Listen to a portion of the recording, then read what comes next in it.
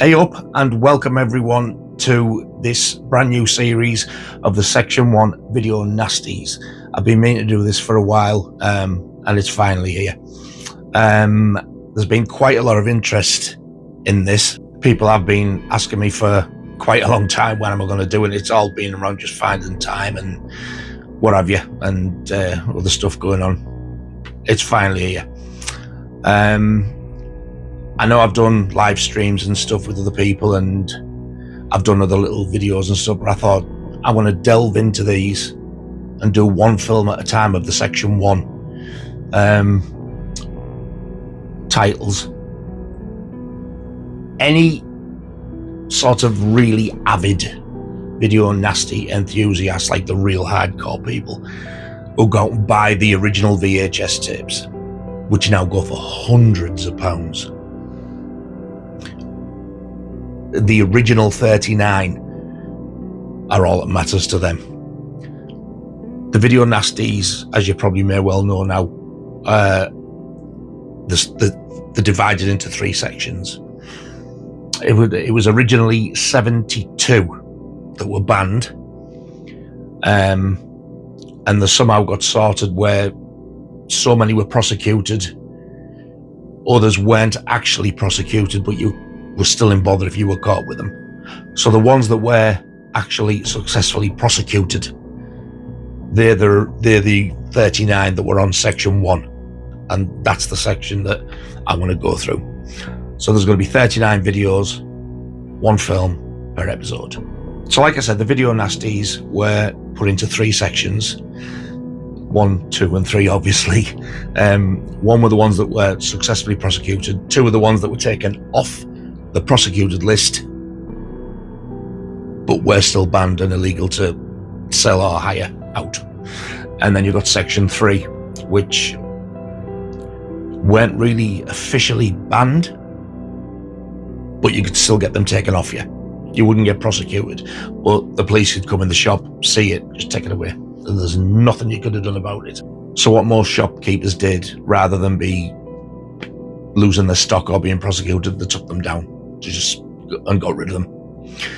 The only other option was to resubmit them to the BBFC to get a proper certification, and if the film needed cutting, they would have to hand their old banned copy in and get the new cut version, which they would probably have to buy again, and it cost them hundreds to get each title classified. I think that was a big reason why all these little independent video rental shops started to go out of business. It was absolutely bizarre. Some of the stuff that they were taking off the shelves was absolutely ridiculous. Really, it all turned out to be just one hell of a big publicity stunt for the Tories to make them look like they were doing something, you know, like, look what we're doing, we're looking after your children because they're watching this filth. We've got this banned for you. They didn't do anybody any favours. Well, actually they did, because if they hadn't been banned, we wouldn't have even been aware of these films today. And the popularity of these things now is just growing and growing and growing. I think it's like a badge of honour now for if a director finds out that his film was one of the banned original 39. It's like, yay, get in there. So they're quite chuffed about it. So we're going to get started now. I think I've babbled on enough. The video nasties were on a list called the DPP list. All sections, all three, was the DPP list, which stood for the Department or the Director of Public Prosecutions. And that's what they used to get prosecuted on. It was like the Obscenity Act, basically. When the films were put on the lists, the way they did it, it wasn't necessarily how they were taken in order. They put them all in alphabetical order. The second film in the list, so that'll be episode 2, was one of the first to be taken, along with the likes of The Driller Killer, I Spit in Your Grave, and Cannibal Holocaust. Some of them were just for the artwork, some of them were for the content, some was for graphic violence, some was for sort of sexual violence against women. There was a number of reasons, but some of them you think, I don't know how this has landed there, because they just did not deserve to be there. So section 1, the first title on the 39 banned list was Absurd. Absurd was an Italian release, and it came out in 1981. I'm not sure whether it got a cinema release. I don't think it will have done, but it originally came out on video in the UK on the Medusa label. It was released in November of 1982, and it was added to the DPP list on the 28th of November 1983, just a year after it came out. The film worldwide had several different titles. It was Absurd in the UK. I think the original title for the Italian release was Rosso Sangue. In America, it was called Monster Hunter. It was also known as Horrible. Anthropophagus 2, I have no idea why, because it never was a sequel. And Terror Sin Limite. There was a few other titles. There was a German one which I couldn't even begin to pronounce, to be honest with you, but they're the main ones that it was actually known for. The film was directed by Joe D'Amato, who was actually born Aristide Massasesi, and he's actually credited on the film as Peter Newton. Now, what that's got to do with Joe D'Amato or Aristide Massasesi, I don't know. But yeah, it does say directed by Peter Newton, but it was definitely Joe D'Amato. The cast included, as the main villain / killer, George Eastman, whose real name was Luigi Montefiore, Annie Bell, who was also known as Annie Brilland, Katja Berger. There was also an English actor in there, Edmund Purdom, or his full name was Edmund Cutler Purdom. You might recognise him because he's also in the film Pieces. He's the principal in the film Pieces. He's the priest in Absurd, but he also starred in and directed the British horror film Don't Open Till Christmas. So Edward Purdom was like a multi-talented fella by the sounds of it. The film remained officially banned right up until 2017. All that time, officially sort of banned the full uncut version, and it didn't get released until that year, 2017, and it was released by 88 Films on Blu-ray, fully uncut, with an 18 certificate. The film opens with the main fellow, George Eastman, running through what looks like a park, and then you see the priest come in chasing him. That's the opening scene, and you think, what's going on here?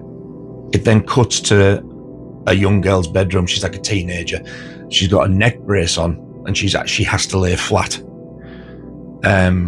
This is just introducing more characters into the film, really. And she also has a little brother. Oh my God, he's annoying. People moan about Bob in House by the Cemetery. You haven't seen nothing yet. And then it jumps back to the chase. And the killer comes upon this house. There's it's like a big metal fence with sort of sharp poles, and he climbs up it to get away from the priest. He catches his stomach on the fence. When he gets to the front door of the house, we then find out it's the house where the young girl, who is sort of bedridden with the neck brace on, where she lives. The door is opened by a female woman, and she just looks at George Eastman, and his innards are spilling out. She screams.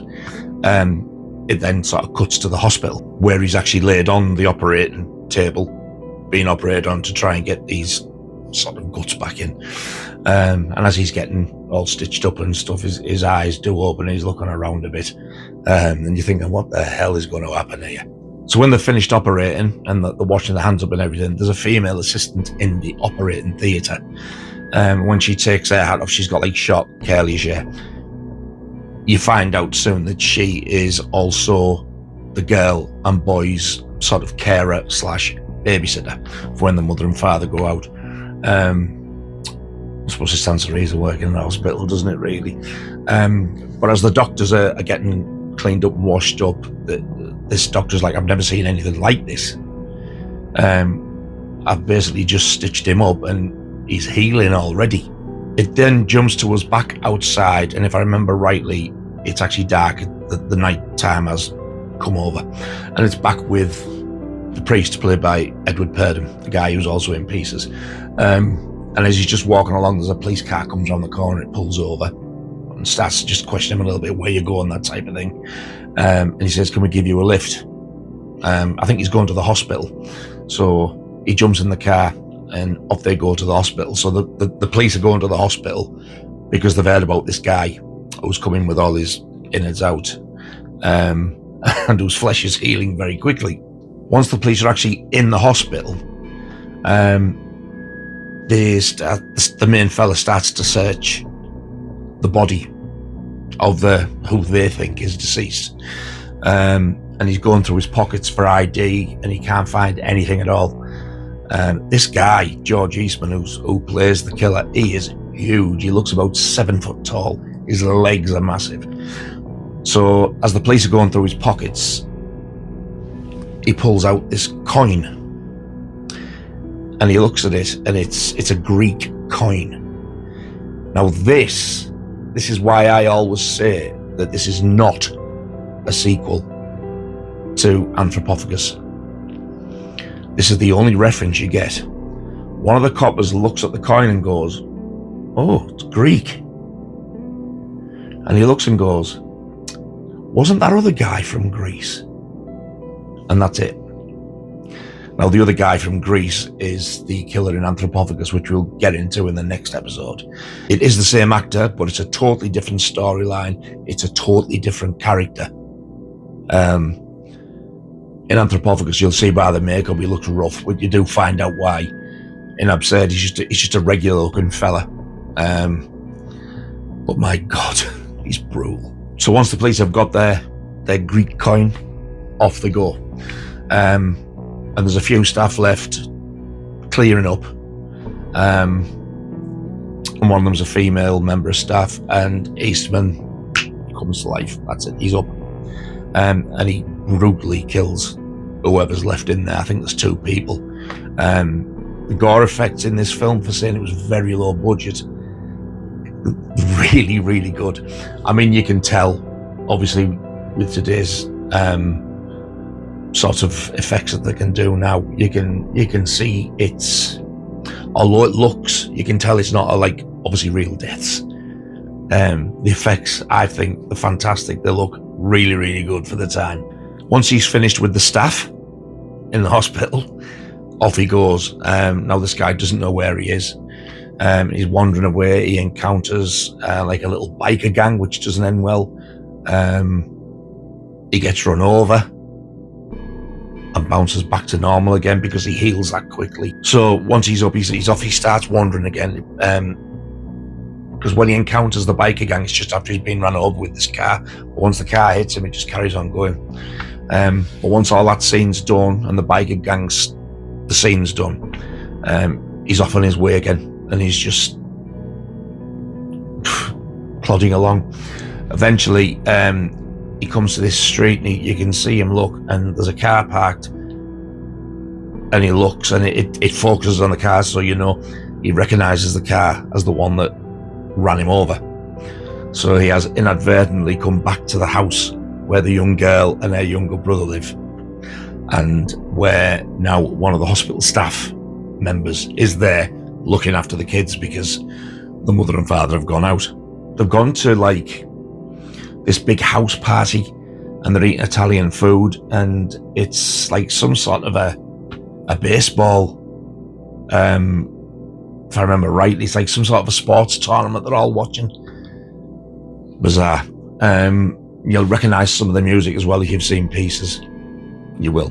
Now, it does go into it a little bit. It does reveal why his flesh heals so quickly, but I'll leave you watch it. I won't spoil that for you. Absurd is basically a bit of a slow burner. It's a slow burn slasher film, whereas Anthropophagus is more of like a cannibal / zombie feeling type of thing to it. Absurd isn't a sequel. It's just the fact it's the same director, same writer, same actors, well, one actor.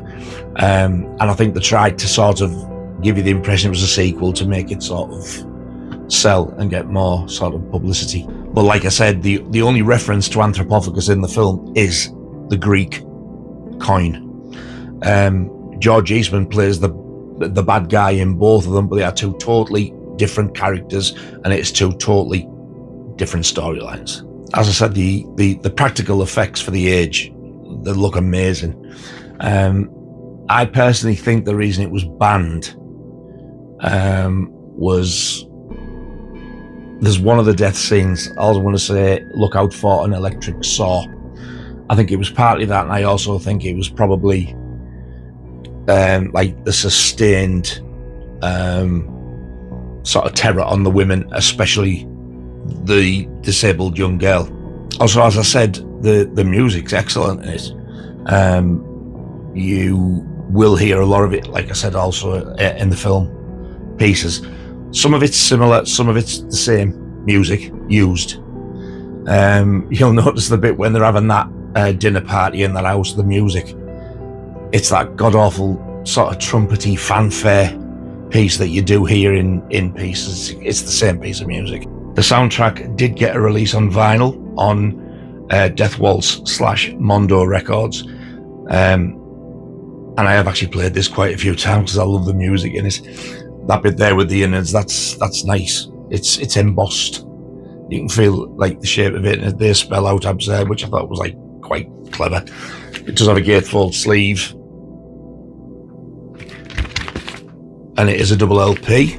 Record 1 is a lovely red vinyl with like a black smoke effect in it there, and record 2 is like a frosted clear vinyl with the black smoke effect as well. Pretty impressive, really. Some of the killings in it, and I won't go into the ins and outs of, but there is a surgical tool, an electric saw, a pickaxe, there's a stab in the neck, there's a stab in the throat with scissors, there's a compass, like a maths compass with the points on, opened into eyes, and there's even a decapitation thrown in there for good measure. A few little tidbits of info that you might or may not know. It might be a did you know? Apart from the fact that Edward Purdam's in it as the priest, who also directed Don't Up Till Christmas and was also in Pieces. Some critics have also said that the film is a rip-off of, sometimes they've said the first, sometimes they've said the first two original Halloween films. I don't get that. Unlike most of D'Amato's films, and I didn't even notice this until I watched it last as well, and until I was like looking at little bits on the internet and stuff. Unlike a lot of D'Amato's films, there is no nudity in it, which is very rare for him. George Eastman, who plays the killer in it, also wrote the story and he wrote the screenplay. And the Italian title, Rosso Sangue, translates literally to blood red. When 88 Films first released it on Blu-ray, that's what it came out like. That is the original Video Nasty artwork, as you'll have seen earlier. The reversible artwork is for the Rosso Sangue Italian title. Also, it did come with a limited edition Video Nasties Sleazy Does It booklet, which shows you all band 39, I do believe. There you go. Before the original Blu-ray release hit the shops, it was like a crowdfund thing, and the people who actually paid to like a sort of a GoFundMe type of thing, got this slipcover with it. So it took me years to track this down. So an original Video Nasty artwork on the front, and on the back you get the artwork for the American release Monster Hunter. And then last year it actually got a 4K release, believe it or not. This crummy little film that was a Video Nasty and meant nothing to anybody, and it gets a 4K release. There was 2 versions of this. There was the one that you bought in the shops with new artwork, or there was a website exclusive with the same artwork on as the slipcover of the Blu-ray, but this is like more of a metallic foil effect on it. It's a beautiful slipcover, this, and then you get it in just blue on the back there. The Amore case itself didn't have the Video Nasty artwork. It had the Italian artwork on there, and on the other side it had the newly commissioned artwork, which was basically that was also on the other slipcover. The web store exclusive one also came with a 2-sided poster, and you got this really, really nice thick booklet with it as well. I have heard Absurd get mixed reviews. It does mainly nowadays get more appreciation, and I have heard more positive sort of comments for it, thankfully. I think when it first came out on video, everybody was like, God, this is garbage. And it was like I said, it is a slow burner, so don't expect the amount of action that you see in normal slashers, because it's not. But when it gets going, you get the rewards, trust me, with the gore. I would recommend it personally. I think it is it's a really good, enjoyable film, and it's got such a satisfying ending. It really has got a good ending. I didn't get to see it when it was on VHS because I wouldn't dare watch it at the time. So the first time I seen it was when the Blu-ray came out. The 4K that I've got, the web store exclusive, is now long sold out. You can still get it on 4K if you so wish to go out and purchase it. All in all though, I personally really enjoy Absurd every time I watch it, and I think I'd give it a solid 5.5 out of 10. I have watched it a few times over the past year, and I've got to say, the 4K is stunning. It is the best it's ever looked. So go in with an open mind. Don't expect fantastic things. Just think this is going to be a bit boring and slow, but you need to listen to it. Don't be on your phone. You need to listen what's going on, or you'll miss stuff. If you want to watch them in order, watch Anthropophagus first. I don't think it really matters. Like I said, the different stories apart from that one reference. But yeah, it is more of a slasher film. So there you go. That's the 2 releases I've got: the Blu-ray and the 4K of Joe D'Amato's 1981 Italian slasher classic, Absurd. So myself and Laura watched it in preparation for this as well. So you're now going to get a review from both of us. So you're getting this perspective from 2 different people. So you haven't just got my word for it. You've got her version as well. Not necessarily going to match. So this is what we both think of the film. Right, so we've both watched Absurd last night together. And I've got to admit, I did enjoy it the most I've ever enjoyed it. I have always enjoyed it. I love the film, I do. But I've always found it a bit slow. But when I watched it last night, it's the best I've thought, because it was like, it wasn't slow. There was more action and more death than I remembered. So I absolutely had a ball with it, to be honest. The most I've ever had. I've always liked it. I remember when I watched it with Andy not so long ago, we both said, yeah, that was a bit slow. But I think that's because Andy talks and doesn't pay attention, because he's always on his phone. Don't blame Andy. Because he's a twat. And I actually sat and listened to it and watched it all, which I've done before, but I don't know what it was. What are you blaming Andy for? But I don't know what it was. Yeah, it flew by as much as any other sort of like slasher film that I really enjoy. So I'd originally said 5.5, but now I'm going up to a. I don't know if to go 6.5 or 7 because I did really enjoy it. I'll say 7. So what did you make of it? Because this was your first watch of it. Yeah. So I'd watched Anthropophagus first, which we'll get onto that now next one, but it wasn't the best thing to do, especially when everyone says that they're related, which we'll get onto later, that they're actually not. But I loved it. It wasn't slow at all. I like a film to get my attention, just to keep me involved, and I want to know what's going on. I want to know where it's going, and it did that. And there was some action and some gore very early on, which I appreciate, but it was quite consistent throughout the whole film, so you were never bored.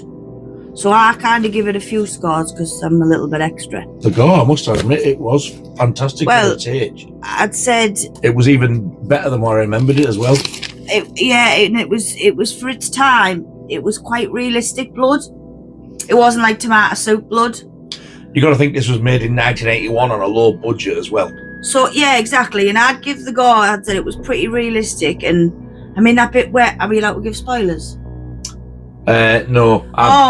What all I've said is I've said what weapons are used.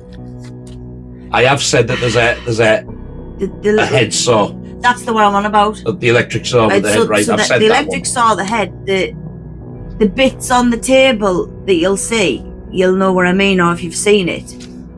You made your toes curl. You're like, oh my god! And a certain thing with a pair of scissors made my bumhole scrunch. I was like, oh! So for its blood and gore, I gave it like a 6.5.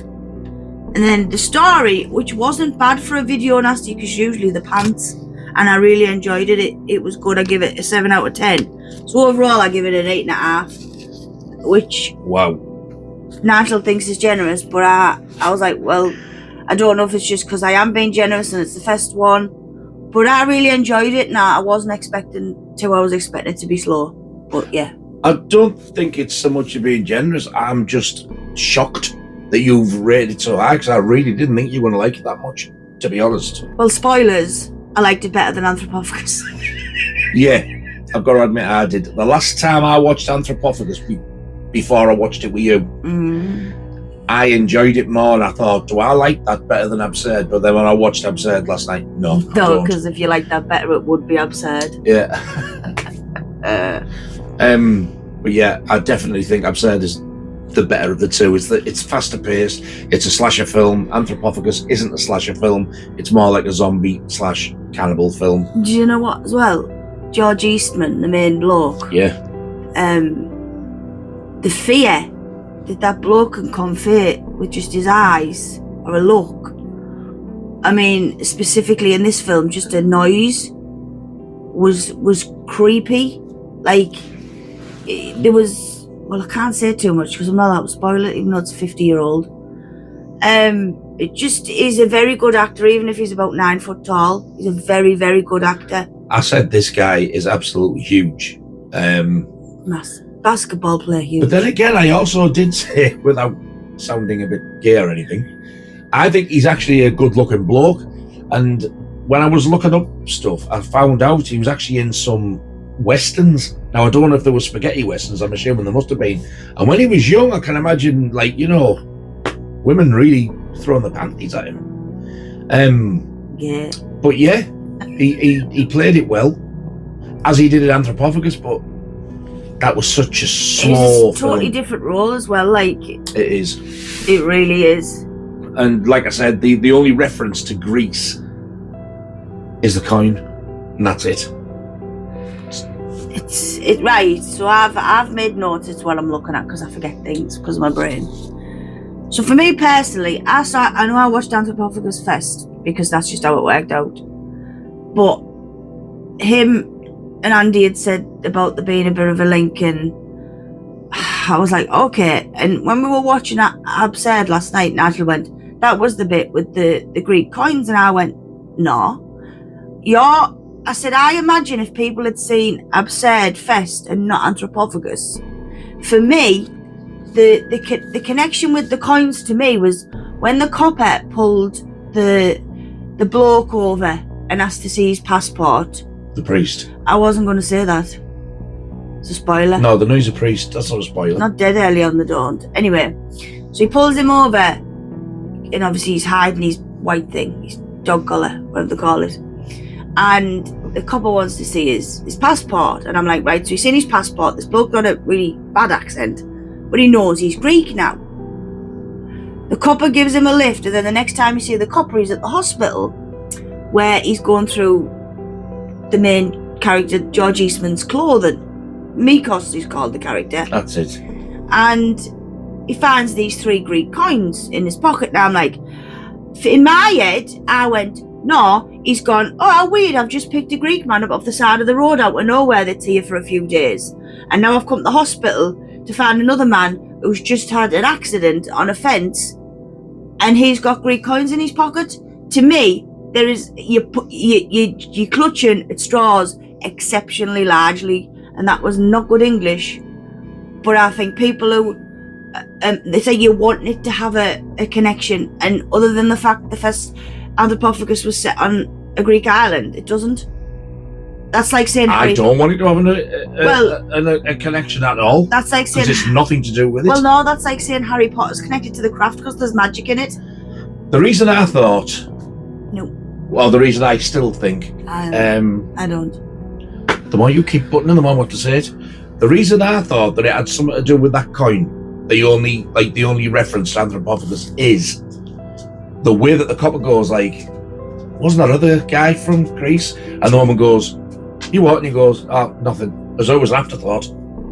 Does he actually say that? Wasn't that other guy from Greece? Greece, wasn't that guy from Greece? Then he's on about the guy that he's just picked up off the side of the road? I don't think he was.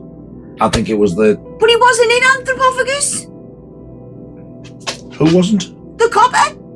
Neither was the priest. No, but that's what I'm saying. You said he said, wasn't that other guy Greek? To which, to me, he means the priest he's just picked up off the side of the road. He knows he's Greek. I genuinely just don't know if anybody on the internet has never made that connection. If anybody else has seen this, or when you watch it, let us know what you think about that Greek thing. Did you think he was referencing the priest or Klaus the Anthropophagus? Out of Anthropophagus when he's I find it mad that anybody would associate the two films and say they're connected by that.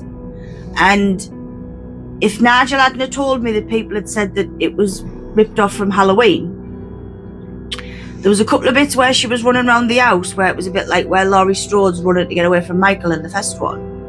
And then there was a bit of music that was like that, but it was different. It was off. No, but it wasn't copy for copy like the music in one film and pieces.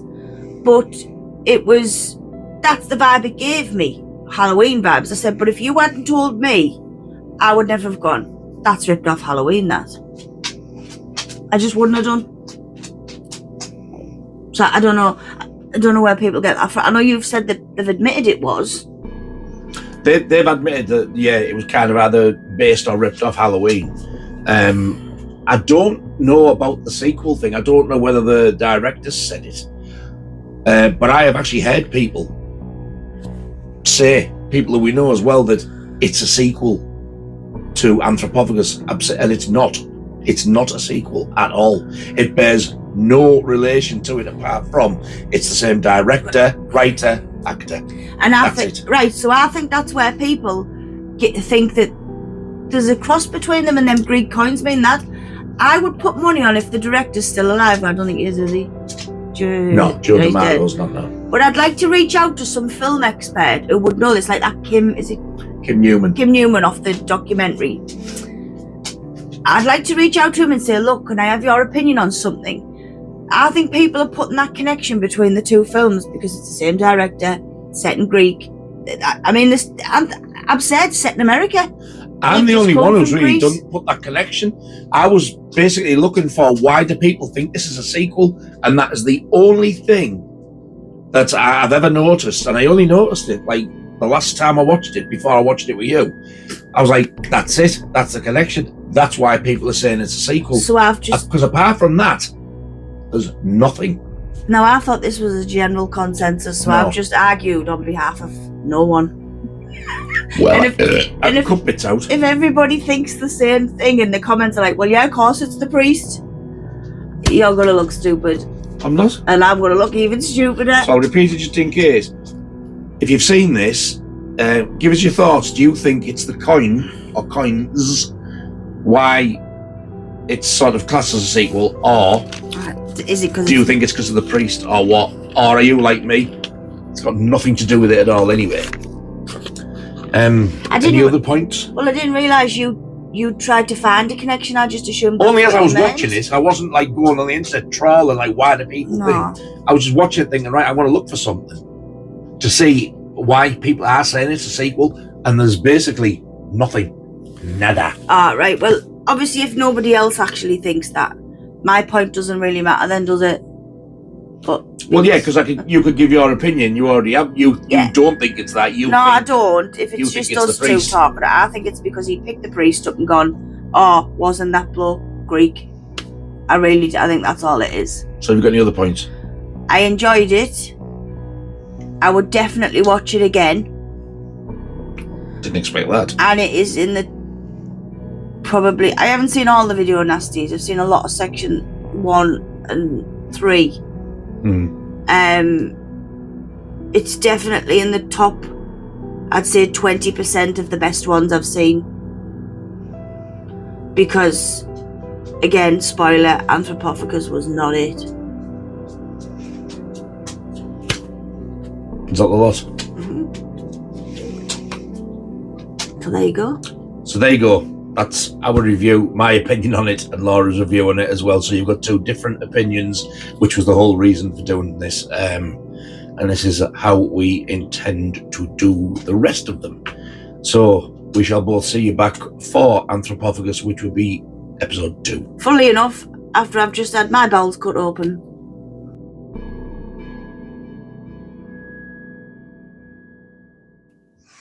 Now say something. Hello, it's Laura. Say 6 smelly, sweaty tuppences.